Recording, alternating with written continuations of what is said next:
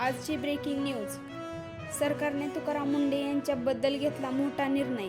हा निर्णय असा आहे की तो ऐकून तुम्हीही आश्चर्यचकित व्हाल. तुकाराम मुंढे यांची सरकारने केली 26वी बदली. तुकाराम मुंढे यांना 21 वर्षात भेटली 26वी बदली.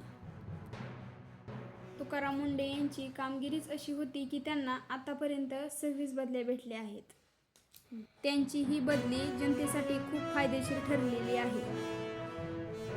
या कामगिरीमुळे तुकाराम मुंढे यांची चर्चा घरोघरी होत आहे. चला तर आज आपण जाणून घेऊया की अशी कोणती कामगिरी केली आहे तुकाराम मुंढे यांनी. तुकाराम मुंढे यांनी अन्न व औषध प्रशासन आयुक्त पदाचा कार्यभार स्वीकारला. तुकाराम मुंढे यांनी या पदाचा स्वीकार केल्यानंतर मोठी कारवाई केलेली आहे. तुकाराम मुंढेंचा भेसळ माफियांवर हंटर. एकाच वेळी 7 जिल्ह्यात छापेमारी.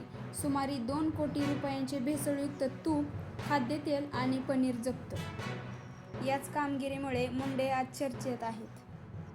तुम्हालाही मुंढेंच्या या कारवाईबद्दल काय वाटते ते आम्हाला नक्की कमेंट करा.